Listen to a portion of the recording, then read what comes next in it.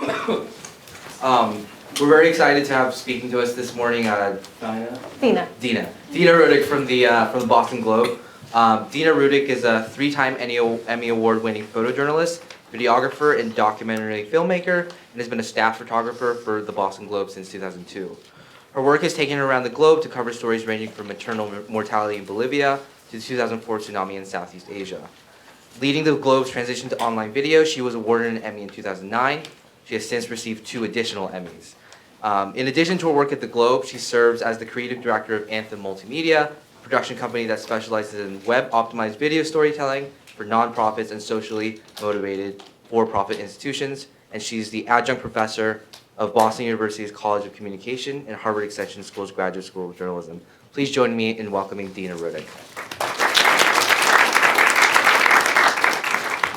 Hello, can you guys hear me fine? Okay, great. Good morning. So you guys are from all over the country, right? Yes. Where are you guys from? Who's from the furthest place away? Where? Raise your hand. South Carolina. That's the farthest? I don't know, maybe. Who can beat South Carolina? Oregon. Who can beat Oregon? Got any Alaskas or Hawaiis or maybe Baja Californias? No. All right. Well, welcome. It's just in South Carolina. I was invited to speak to you guys about, very broadly, the power of visual journalism, which is a rather paralyzingly broad topic. So I chose to go with a specific angle, and so I've modified it to that. So the power and overwhelming complexity of visual storytelling possibilities. Meaning, so when I started at the Boston Globe in 2002, I was directly out of college. I started off in film, believe it or not. And there was really no boston.com to speak of. There was no real web presence. I mean, there was some, but not huge. And I wasn't digital. My transmission deadlines were in-house once a day. It was a very different world, you know. And all of a sudden now, I mean, if you fast forward to now, it's just a completely different landscape. And the considerations that we have for visual storytelling, much less any kind of storytelling, are just, they've exploded. And so how do you choose which platform, which medium, which kind of technique to use for which stories, and what kind of manpower do you throw at it? What kind of teams do you work in? There's just so many questions. So that's kind of what I want to talk to you guys a little bit about today. So just to kind of underscore the point, and I have a very brief PowerPoint, terrible PowerPoint presentation, but it's got just concepts I want to go through with you guys, and then I have some examples to show you, and then just general conversation. So to my point, these are the 3 mechanisms, more or less, available to you in print. You can draw a picture, you can take a picture, you can have a photograph, or you can have some sort of graphic with a chart. These are roughly the tools available to you in print. Does anyone have another one I've missed? Feel free, shout it out. But that's more or less it, right? You're looking at a 2-dimensional object that's static, not refreshing. On the other hand, this is just my off the top of my head list I came up with the other day of your web possibilities. So of course you have, you know, the drawings, the photos, the graphics, just like you had in print. Can you guys see around my head? But you also have interactive graphics, and you still have photos. You have cinemagraphs. You guys know what cinemagraphs are? Raise your hand if you know what a cinematograph is. Great, I'm going to show you some. You have video, and within video you have little tiny short video looping videos, like you would have on Vine. You have a short video clip, like you would have of spot news, like of a fire. You want to see like a burning building just for a few seconds. You have, you know, I call it standard web video length, anything under 2 minutes. And then you have what I would call long form, or short documentary video, which is about 5 minutes. And when I'm talking like web video, shorter is always better. A long video is 5 minutes long. That's very, very long. And then you have GIFs, those little fun looping, eye-catching things. And then you have, you guys know what kinetic typography is? Okay, I'm going to show you. Kinetic typography is like when you see like word art sort of flying around often to music, sometimes cool narration. I'm going to show you one of the seminal examples of that in a little bit. You have animation, and then you have, oh my gosh, this is like a huge category into its own, creative web design. How do you treat all of these elements in a user experience? Which is, I mean, I stuck it on one line item, but it's like an entire field of study and art unto itself. It's a whole level of communication. It's like, how do you deliver all this kind of content, in what sequence? How do you present it? So web design is just huge. These are all things you did not have to think about in the newspaper or a magazine. So how do you choose which of these to go at to deliver your message with, right, visually? So let's start to the basics. What's your story? Is your story about, a guy rescuing a dog? Is it about a quest? What is your story? And just drill down. Whenever you're kind of faced with complexity, get very simple. What's your story? More specifically, who is the subject? What are the subjects of your story? If it's not a who, like if it's an environmental story, what is the subject? To get even more granular, what is the action? What are they doing? What is the give me a subject and give me a verb in your story. Fracking is bad, or I'm not saying that that's my opinion, even though it is. And, dog is rescued. What is give me a subject and give me a verb. And I just gave you 2 passive verbs, I'm sorry, but try for active. So if you're looking for what your story's about, just go really basic. What are they doing? Can you photograph or video or whatever what the action is? Wrong button. Okay, yeah, this is a really big one. Everyone skips it. Is your story visual? How many of you guys are word backgrounds rather than visual backgrounds? How many of you guys, we call you word people. How many of you guys are visual people? All right, well, in the new era, you guys are all lumped together and you all have to be the other one too. But yeah, we used to call them word humans back in the old days in the photo department. We would just sort of throw you guys all in a corner and just ignore you. But no, it's not like that anymore. But the big question that you must ask, even if you are firmly in the word camp, is your story visual? And then how do you find those visual angles? Can you see the action in the story? Can you see that verb, that action piece? And if you can see it, go to where you can see it and film, photograph, capture that. Okay, so if the content is not directly visual, let's say it's a financial story, and the story is about, give me a very dry financial topic, somebody. Everyone out. Taxes. Okay, give me a riff on that. Someone tell me a story about taxes real quick. Doesn't have to be visual. Taxes, verb. Are bad. Let's try again. I just did 2 examples that were like that. So taxes, increasing on homeowners in Arkansas, resulting in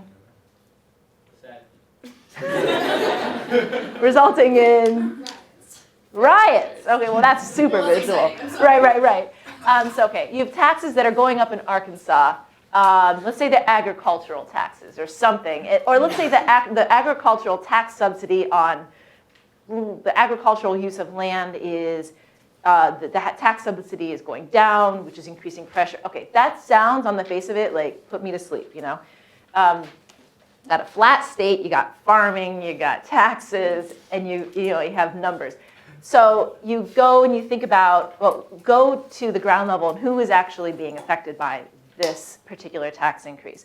Maybe it's a 19-year-old girl who had to drop out of college because she can no longer, their family can no longer afford to send her, and now she's working at a diner, to support her family. So you go to the diner and you capture that, So how would you wouldn't immediately think to link, tax subsidies to Melanie in a diner in Bufu, Arkansas, but that is your visual link. Okay, that's one place to go. So that's the kind of thinking that you need to do around stories if they're not visual and if they're visual. That's sort of out of the box, how can you make connections back to the source content? Does that make sense? Probably stuff you already know. Okay. So can you photograph or video the subject directly or that which is affected by the action of the story. It's a kind of a wordy way of just saying exactly what I just said. And then go deep. The visual angle might not be immediately obvious. What I want to avoid is, another big thing is don't go report the story and then tell the visual team about it because they'll kill you. So like what you should do is if you're thinking about the story, get the visual team involved early. Or if you're the visual team, start thinking about visuals early. Visuals are not an afterthought. They're integral. And often the visual opportunities will arise during the course of the reporting. So it's not like you can just report it and then go back and photograph, because writers can go back in time in their writing. Photographers and videographers cannot go back in time. We can't recreate things. Ethically, we can't. Technically, we can't. It's impossible. So we need to be, everyone, to visually record something, the thing has to be happening. So that's very important to think about these things during the reporting process, not after the reporting process. I think that was my point. Yeah, so go deep. The angles might not be immediately obvious. I'm going to come back to my next thought. Oh, yeah. Oh, right. So often this is about portraits. Often what we're trying to get away from and have been for years is this, especially with slightly drier, less obviously visual stories, is this kind of knee-jerk reaction to go do a portrait of somebody quoted in the story. How many of you guys have been in that sort of decision-making environment where it's like, go take a portrait of the farmer whose taxes are rising or something like that? That is, it can be good. I do a huge amount of my work every day is in portraits. But if there's a way to photograph something that is actually happening rather than a picture of a person, that is really the way you want to go. So I'd say, portraits are there. It's a tool in your toolbox, but it shouldn't be the go-to. It should be like, when you use portraits, they should have impact. They should be interesting. They should be meaningful. There should be a reason you're doing a portrait, and not looking. I feel like sometimes it's a lazy cop-out to go do a portrait. So if you do a portrait, don't do the following. Do not do my next slide. No, that's not it. Don't do a portrait of somebody in front of a sign. Don't do a portrait of somebody in front of a nice view. Don't do a portrait of somebody in front of a building. Okay? So if you do a portrait, push yourself hard. That's got to be a picture too, not just, kind of like a placeholder. So pick your visual vehicle. So then the question is, which of the gigantic list of things do you go at your content with? Is this going to be photo driven? Is this a video? Is this, is this something even more than that? Is it combining all of the things? So if, for instance, if the action or if the subject is an iconic moment or like a handshake, like who's meeting of the Son of the Americas? It's Obama and what's his name? Raul Castro. That guy, Raul Castro. I was thinking, yeah. So Castro and Obama, they're shaking hands. What does everyone want to see out of this entire conference, that whole meeting of the Americas? The handshake, right? That's a photo. So you guys need to come in? No? All right. So if it's an iconic moment, you're going to go with a photo. If it is, oops, wrong button. What happened? My thing went away. Excuse me. How do I fix it? Come back. Okay, great. If it's a must-see action, or if it's a reveal or a transition or something like that, where one iconic moment isn't going to carry the impact, but you actually need to see the thing happening, then you're in video territory. Sometimes you're at both. Like, for instance, this is a silly example, but a handful of years ago, MIT, every year they do some crazy stuff in the springtime. And this one fraternity house was throwing pianos off their roof, and that was like their event. So they sent me to go report on that. And I made the case that, yes, I can do video of this whole thing, which would be great, because you do want to see like the piano crashing to the ground. But we also need a photographer there, because you can't physically do both at the same time. So we ended up having a picture in the paper of a piano sort of hitting the ground, which was not a very interesting picture. But the video was cool. Like, you get to see the piano go and explode on the ground. So sometimes your photo is going to work better than your video. Sometimes your video is going to work better than your photo. And sometimes you need both simultaneously. Think about, for instance, also, how many of you, so we have, there's so much discussion right now of cameras and video in the news, especially around police shootings, right? It's huge. And seeing, watching the video evidence, for instance, of what just came out around the recent shooting in South Carolina. It was in South Carolina, right? I'm not saying that wrong. Yeah, it was in North Charleston. If any of you guys saw the New York Times front page, you had like the video stills. You can compare that to actually watching the video, those two different experiences of what your takeaway is. You can get similar information, your takeaways, okay, I see what happened. But the experience of watching the video is extremely different than seeing the video stills. You can weigh which is going to work better for your storytelling. And maybe the video isn't going to add anything. Maybe you don't send a video team. Maybe you don't video it. But now that you have different, and then also what your platform is, like, are you going to be able to do this online, or is this only print? It almost never is only print anymore. You can kind of further decide. So, oh yeah, if you have a clear numerical comparison, you're going to be in like graphic design or web design territory. I have a really cool example, not that I did, that shows an interesting graphic design that's done with an illustration in a web format. I'll show it to you in a bit. Okay, things to consider with every image. I don't care if the image is photo or video or a graphic or anything. What is the work of this image? What is it trying to do? Is it trying to communicate something in particular? Is it trying to introduce you to a character? Is it trying to move, impart like an emotional tenor? Is it like, what is the work, of this piece? And how can you best clarify the content or the message of that piece? And you clarify it by emphasizing what you want and de-emphasizing what you don't want.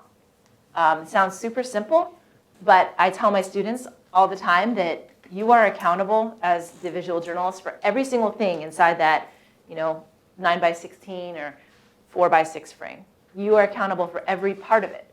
And so, you can't just include the important thing and then also a bunch of other crap that you're not really trying to, that you're just kind of lazily leaving in there. You have to be very deliberate, because it's not like, as a writer, you wouldn't just have an interesting quote buried in a bunch of garbage. You wouldn't, that's why you pick your quotes very, very carefully and you frame them up carefully. Visual journalism is the same way. You're accountable for every bit of it. So clarify what you want by clarify the message by emphasizing what you want, de-emphasizing what you don't want. There's without getting into the technical hows, there's a million different ways you can do that, but that's the basic guiding idea. And then, this is an almost always rule, don't try to do it all in one go, in one picture, in one piece of video. This is, the faults will show up in different ways if you try to do it all in a photo, or if you try to do it all in a video clip, for instance. Like, for instance, for video, if you're trying to get everything all at the same time in one shot, what do you end up with? I mean, for you guys who have experienced in video, you end up with like security camera roving, unwatchable, uneditable schlock, right? It's like, woo, that kind of thing. So with video, for instance, you do different things with each shot, and then you put them together in a tight edit. And then you have, compressed a lot of content. That's what editing is. With photo, you don't try to get the person, the view, and the sign, and the, everything in one picture, because then you end up with a terrible compromise and nothing wins. So, you really have to think about what the point is, what you're trying to emphasize, what you're trying to de-emphasize. So don't try to do everything in one picture or one video. And just like my piano off a roof example, sometimes you're going to need different visual journalists at the same event. Sometimes you might need a photographer and a videographer and a reporter. How many of you guys have tried to report and take pictures, or report and do video, or report and take pictures and do video, all at the same event? How many of you guys have had fun with that? Right. Yeah. That's one big change in my job, is that we went from like having no web presence to suddenly, great, we're doing video. Photographers know how to use cameras. Videographers use cameras. Therefore, the photographers should do all the video. And that didn't work out great. And now finally, we're starting to get some intelligence around that. And now we have some teams. And we have people who do both, but they do them one at a time. So it's very difficult to do it all. You can be a one-man band sometimes if it's a longer-term thing where you have multiple days or everything's not happening all at once. It's very, very, very hard to track on what somebody is saying and then think and then like kind of put on your visual hat and like make good pictures of it or do good thought out, structured video footage of that. For me, it's impossible, and I've been doing it for 13 years. So you guys are better at it. God bless you. But sometimes, if you guys are in charge of a publication or in charge of planning a team, know that just because somebody has a camera doesn't mean that they necessarily, that the camera can do both photo and both video. They can't necessarily do both at the same time. I say it's a lot like having a mouth. You can eat or you can sing, but you can't really do both simultaneously, right? Things to avoid. I think I went through that. Like, I don't even have examples here. Just like pictures of people in front of buildings, people in front of signs. Don't photograph a sign. Like you can do it with words. Do it with words. Don't try to put words in a picture unless it's very compelling. Those sorts of things. So then I have some good examples here. All together now, meaning this example. Is this going to open up for me? Yes. No? Okay, blue screen. I don't know why that did that. Okay. As you can tell, my medium is not PowerPoint. Altogether now just meaning, all right, here we go. No, not my yoga schedule.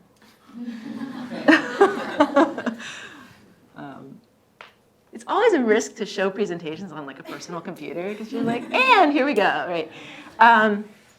This is altogether now meaning like there's photo, there's video, there's graphics, there's all sorts of things all in one great presentation. So I'm just gonna scroll through. So here we have a portrait, but it's a meaningful portrait. We have interesting screen direction. We immediately know at a glance what the story is about. Like we have person who is affected, thing that is affecting the person. You just kind of get that in a quick glance. I say, making a good picture requires quite a bit of skill. Viewing a good picture requires no skill. It's like the difference between eating a great meal and knowing it was awesome and cooking a great meal. You don't need to be a chef to know it's good, but you probably need to be pretty well trained to do it well. Okay, so here's another kind of, this is not a portrait, this is like somebody doing something. It's an action thing. Here we go with a infographic map. This I thought was really interesting. So this is the example I was foreshadowing when I was talking about something that is done really well. It's a data-driven graphic. So you scroll down, and this shows you where all the fracking lines are. This is an overlay like that. So here's some new wells, and here's all the underground fracking lines. I thought that was pretty cool. Boring picture of somebody talking. But it's all important. You need to know these are all pieces of the overall puzzle. But so you just kind of slide through here, and you're going to get kind of a good visual sense. And so another example of something that's done well here. Here's another altogether now example. Is it going to open for me? Let's see. Nope. Let's try that again. Come on.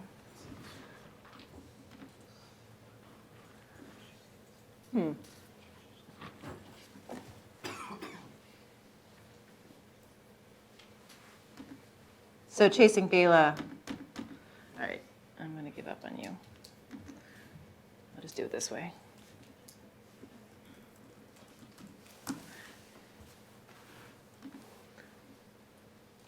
Here we go.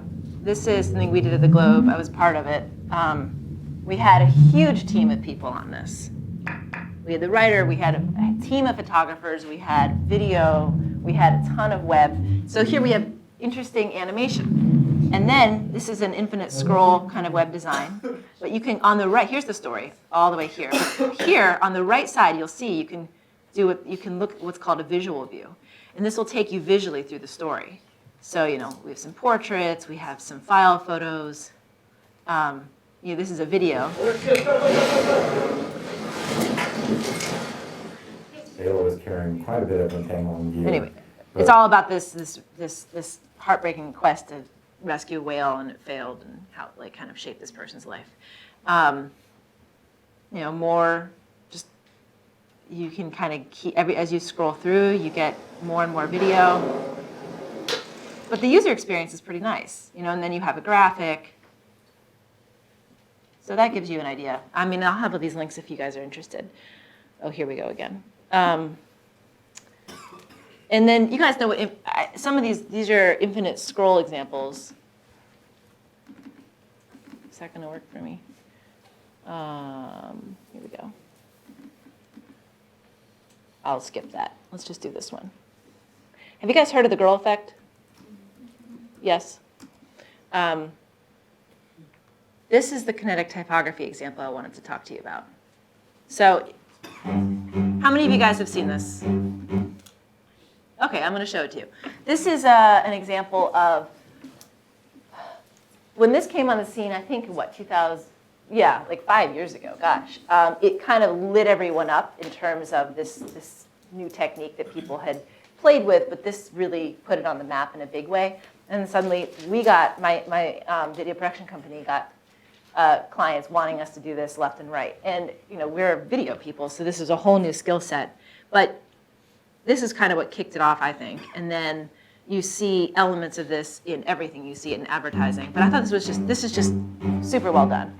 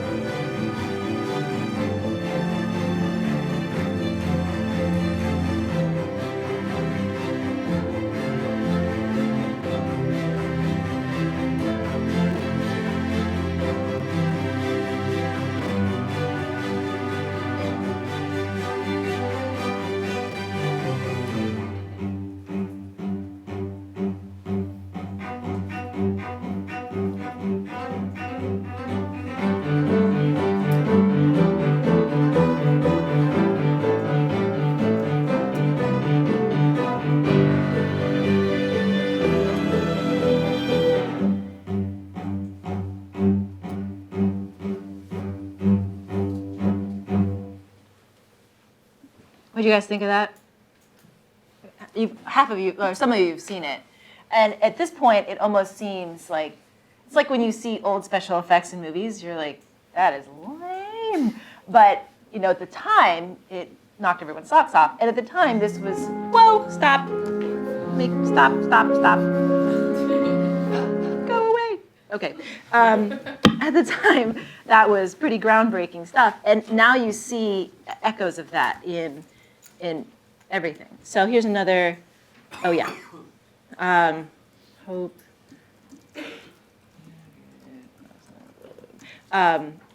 Here's an example of a different way we've used video.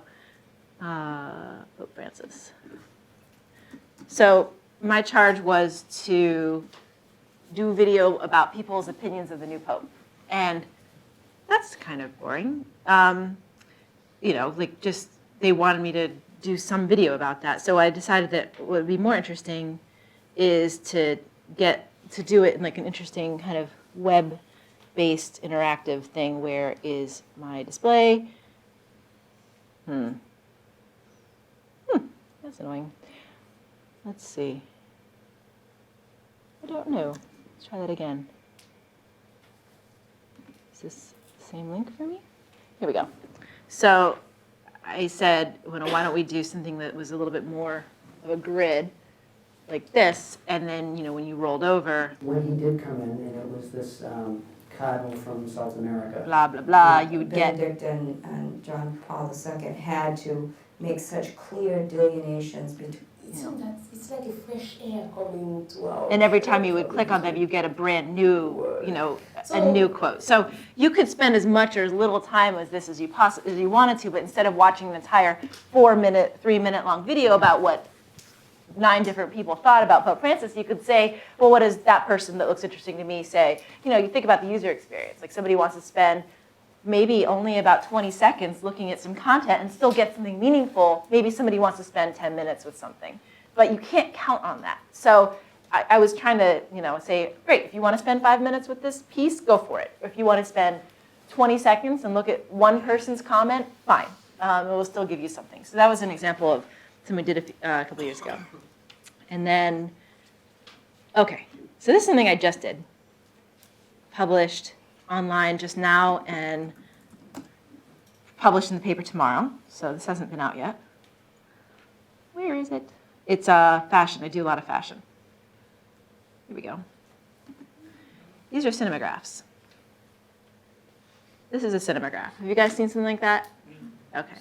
So this is, I did a cinemagraph for each fashion shoot that I did. There were 9 of them for the spring fashion. So 2 dudes at a diner. This really amazing painter person in her studio. This is a possibly talented lawyer ballerina person. Kind of hated her. There's no way to make yourself feel less stylish than to go photograph stylish people. It's just like, oh God. Just hanging out. So I'll explain to you, if you guys don't already know how to do these, I'll explain to you how I did them. This is random horse. Picture.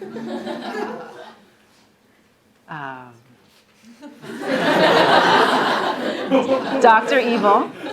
I'll tell you, the first iteration of this, I gave the source video file to the producer, and she gave it back to me, and he was not smiling. It was nothing creepier than looking at a not smiling man doing that with a cat, and like it was bad. So that was only slightly better, but you know,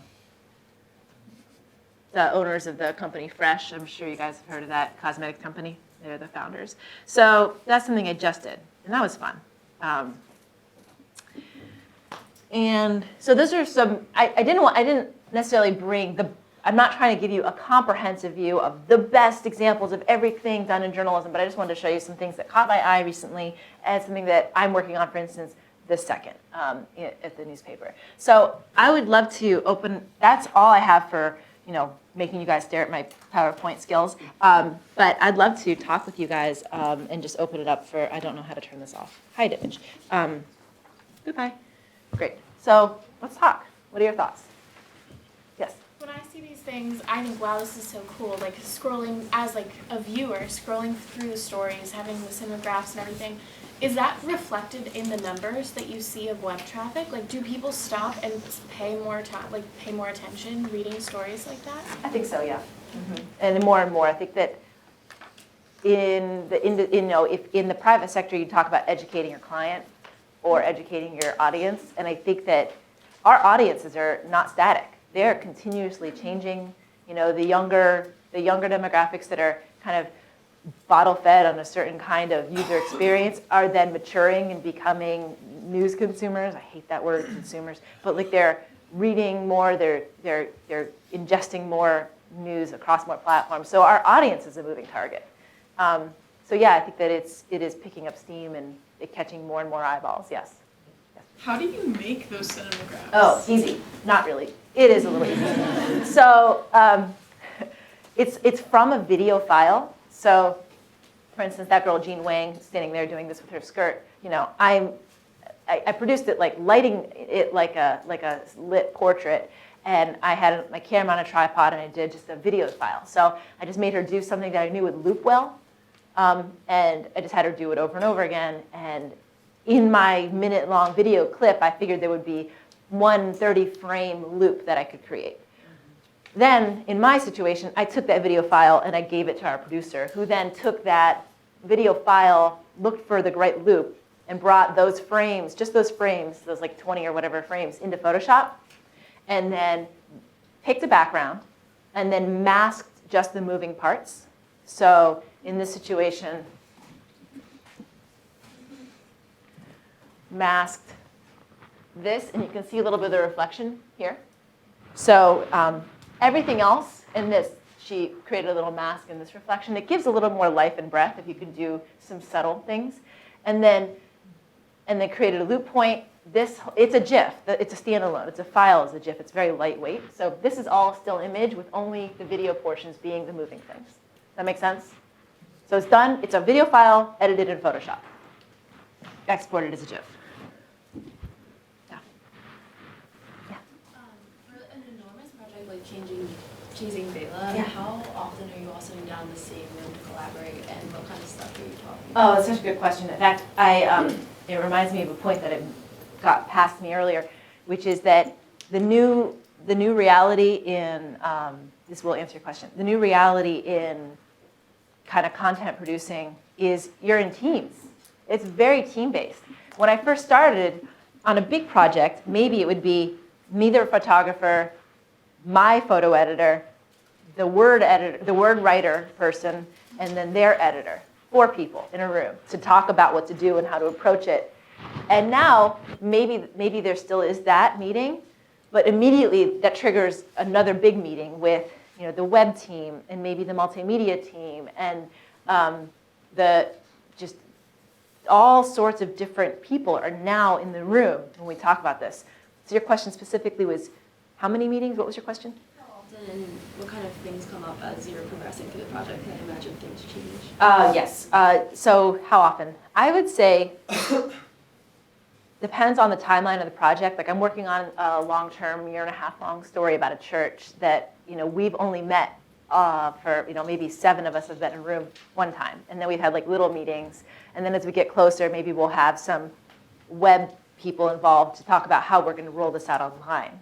But I would say at first it's probably the content producers, and then once you're a handful of a month or 2 months out from your rollout date, if it's a big project, then you start inviting in the web team, or maybe you do that really early. Like with the Pope project, I had this idea, and I got the web team on board from the very beginning so that I knew what assets I was shooting. I knew what format. I knew what the programmer was going to need from me, the content producer, to produce that. I knew he was going to need a certain frame rate, a certain pixel size. Like I knew what he was, a pixel dimension. I knew what he was going to need, so that I shot to that.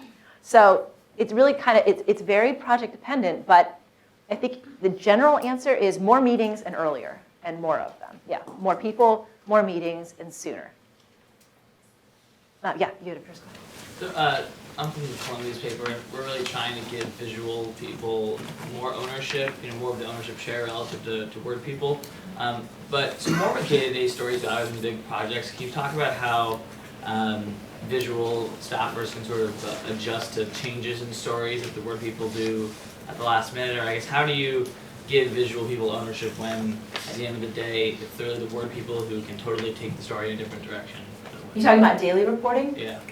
Can you give me any sort of example?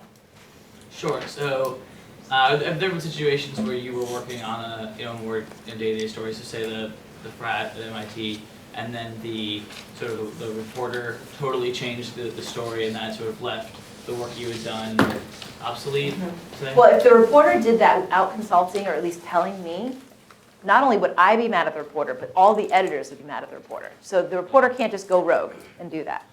The reporter is part of a team. And it's not Prince reporter, it's like co-reporter. So it's like they're not in charge and we don't service them. We're totally a team. That's one thing. In fact, often when people introduce me as their photographer, I introduce them as my reporter, and often it's not very subtle. Not your reporter, not your photographer. So that's one, is there's not this hierarchy. And I think that old school, that was not just the assumption, but that was the functionality. But it's not so much like that now. It's much more team-based. And then also, this is another big one that the Globe is coming to, that this is sort of like the new way of thinking, and we clash a lot with the old way of thinking. So I will not tell you this is the new reality, but it is the way it is going. Words and the word story and the pictures don't always have to line up 100%. You can do different work with your pictures that you are doing with the story. They can complement. It can be also and. It can be both. So just because the story maybe kind of went down one angle, the pictures can maybe be almost a visual sidebar. So it doesn't have to be in lockstep. I think that's a failure of imagination on a lot of editors' parts. They'll send us out, this happens all the time, to do what they call man on the street, which is like, this news event just happened. Go around and interview people in Boston Common about how they feel about it. And go along and photograph everyone the reporter talks to. Mm-hmm. So when I get sent on those things, for instance, I just did one of those with the shutdown, the major crippling of the commuter rail and the T in this area because of this horrible winter. So we went to one of the commuter rail stations, and the idea was to kind of document very unhappy passengers. So I took the reporter who, I said, here's the deal. You follow me around because you can get great quotes from almost anyone I photograph, but I cannot get pictures from everyone you talk to. So how about I find out who we talk to. I will say, that person's fascinating visually. Go after this person. I get some pictures. You talk to that person. So it kind of tags the other way. Does that make sense? Often it works better. And I'm not just being bossy. I'm just saying, just reality, time, and space. The photographer can't often follow up the reporter, but the reporter can almost always follow up the photographer because of telephones and email and things like that. But often the thing that you see that is visually happening is happening right then, and it's not like you can go talk to that person and then photograph them. Do you know what I'm saying? So in functionality, the functionality of it is that the closer the photographer and reporter can work as a team, the better. And that the words and the pictures don't always have to be in lockstep. And that we need editors with vision who will stand up for that idea. And that is changing and more into that favor. Does that make sense? Cool. Yes. In the process of working on a project like Chasing Bela or something that's very multimedia heavy, how much does mobile optimization come up in conversation? Because it seems like that's something that's very much meant to be viewed for desktop, but everyone's mobile readership is obviously skyrocketing. All the time. Responsive design is dropped every second. That idea that whatever platform you're viewing it on, you should have an awesome experience. And in fact, we talk about it all the time. There's arguments that go on why would we invest all these resources to create this asset that is only viewable on one platform? So how can we multi-purpose that effort and make it viewable as a good experience on all the platforms? And there's there are some compromises that get made in that kind of, it's messy. And it's also changing all the time as the technological capacities and the, what's the word I'm looking for? Industry standard software, for instance, Java, or JavaScript, or, Web 5, HTML5. I mean, like, all these things they're a flash in the pan. Like, they're big, they change the scene, and then we move on to the next thing. So this is a moving target, too. But that is how do you decide what resources to throw at it? How do you optimize across platforms? How do you design so it's flexible depending on what you're viewing it on? These are all conversations we have constantly. I'm wondering what your opinion is about like kind of new like online live streaming platforms like Periscope and Meerkat and how they're used on Twitter and things like that. I am not an expert on any of that. I don't even have enough data in my head to make an opinion on that. So I'm going to punt. I'm sorry. Yeah. Jack, by the way. Thank you. As a visual person, like sometimes, my background's in layout. Sometimes I'll see things and I'll be like, this is so cool. We should, do this. And the reporters will be like, that's not the story, Mags. Like, what are we doing? Where do you come in and decide that we're going to invest all these resources on, like, everybody keeps using the Chasing Baylor example. Like, when do you meet and are like, this is the story that we're going to invest a great story and all of this visual work? So how do you decide? Like, where to put your creative resources, I guess. Mm-hmm. I think the push can come from both. I want to say the push can come from the content creators, but basically they need to make the case to the editors. And if the editors get excited by that idea, then that's when they decide to throw a bunch of resources at it. Unless it's something like for this fashion thing, where the pull was created entirely by an ad sell. The magazine works a little differently. They sold some huge amount of ad space to Chestnut Hill Mall, who sponsored this, and then they were promised a great big web presence. They were promised splashy photos. They were promised some like video. They were promised some like cinematograph, something or other. So then that's where the mandate came from. It came from that to me saying, fill the space, make it cool. So it kind of like, that's a much more of a magazine approach versus an editorial kind of content-based approach. So it can come from different directions. Does that answer your question? Yes. Okay. Yeah.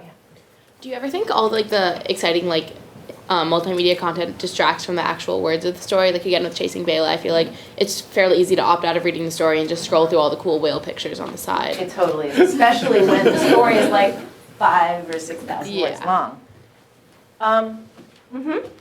Yeah, I think so. I think that, but do you think that's bad necessarily? Well, do you think that the people who would have bailed on the story would have read the story without those things there? No. Okay, so then no. When it comes to portrait photography, like I'm a writer, but I also take like photos of people, like people I write about often. And the one struggle I always have is just like I always feel a little dishonest if I'm like coaching people too much on what to do for the photos. Oh yeah, but you can't coach at yeah, all, unless it's a portrait, and then you can tell them to do whatever you or they want. Yeah, so but even with like portrait photography, I'm like unsure what types of things I If should it's be clearly saying. a portrait where you are clearly photographed, and that's if it's clearly a portrait, you have creative license. Okay. If it is not, if somebody would look at it and wonder if it's a portrait, you can't do anything. If you're passing it off as a documentary fact, like this happened, I happened to photograph it, you can manipulate it, not at all. You cannot influence it. I mean, it's difficult. There's the gray area that comes when you and this other person are the only two people in that space, and they're like, well, what do you want me to do? And you're like, nothing, pretend I'm not here. That is so awkward, right? There's the observer effect, right? Just by observing it, you are changing it, back to physics. But it's true. But you tread as lightly as you can, especially if it's a documentary situation, like two people hugging and you miss the hug, you cannot say hugged again. You cannot. You cannot. But if it's a portrait, if it's clearly a portrait, you can pretty much do whatever you want. So with say, this say long like the circle. oil well guy that Yeah. was like looking off to the side. I know that was New York Times, so you might not know the answer. Would that seems to me like it's a Could bit be of either. a gray area because it could have just been a guy like feeling sad about his oil wells or Right. whatever. No. And it could be a portrait or same thing with the guy with putting the stick on the ground. That was clearly not a portrait. Yeah, okay. That was not. The other one that was the one I was kind of Yeah. doodling on when I was trying to answer your question. Because that picture, you guys know what I'm talking about, the oil derrick on the right and the guy looking off to the left. Was that a portrait? Was that reality? What probably happened in reality in that situation is the reporter and the photographer probably went out to this guy's property and he's like, let me show you around. And like he's talking to them and he's kind of kicking dirt, like, you know, just walking around. And the photographer is like tracking like a hawk and just sees it and takes the picture. Is it a portrait? Well, the guy would not have been there had the reporter's not been there. So sort of. But the photographer probably didn't say, would you please stand there and look sad and look that direction and just look at that speck while I get my depth of field right. Probably that didn't happen. So, I mean, it is a hybrid, but it's not manipulated directly, but it never would have happened had the reporter photographer not said, can we go visit your oil derricks? Do you know what I mean? Yeah. But it still would have been unethical in that situation to make that guy pretend that he wasn't getting photographed. Like, you could not say, you couldn't pass off in the caption, you couldn't say, like, John Henry goes and inspects something or other, unless he was doing that anyway, unless you kind of went on his rounds with him. So, that answer, it isn't, that's helpful. I feel like in the classroom when I talk about photo ethics, I like present it as very, very black and white. In real world, you're making these kinds of granular calls that are fuzzy, and you have to kind of just be pretty strict internally about what you think you can and what you can't do. It's a slippery slope, yes. And the video is way worse. I have a question about illustrations. Like, as a photographer, what are the pluses and minuses of illustrations, and what would you maybe suggest to use illustrations instead of photos? Like a drawing? Yeah. I mean, for instance, the Bela thing, I thought that was really cool, like that kind of animated illustration. I have no prejudice against illustrations over photos, or other way around. You know what I mean? So when do you think one is better than the other? Yeah, like last night at the table I was sitting at, we were kind of talking about how sometimes illustrations can be a really inviting way to engage with content that might be a little bit hard to digest otherwise, like something maybe shocking that people would have a hard time looking at photos. And I know that sometimes we use maybe too many illustrations in my newsroom. We have quite a few artists who are very gung-ho about drawing things, and sometimes they can kind of come across a little bit too cartoony or not serious enough. So I was curious, as a photographer, if you had any thoughts on. I think often we use illustrations to get ourselves out of visual jams when we don't have a clear photo that really works with the content to clarify the content. So we go to kind of a conceptual illustration. I think often that's great, and sometimes it's a cop-out. It depends on depends on the situation. For instance, New Yorker magazine. Excuse me. It's a cough. I don't know what to do in your ears. The New Yorker magazine. Am I back online? Can you hear me? Yeah. Yes. The New Yorker magazine always runs illustrations, conceptual illustrations on its cover. I think it works really well. But that's their style. I think it kind of depends. Like, I guess the question should be asked by people making the decision, photo or illustration, is why are we doing it? Why are we leaping to illustration? Is it because we haven't thought hard enough about the visual possibilities?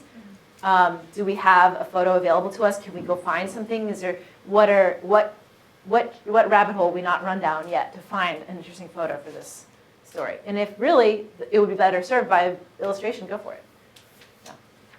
Yeah. Yes.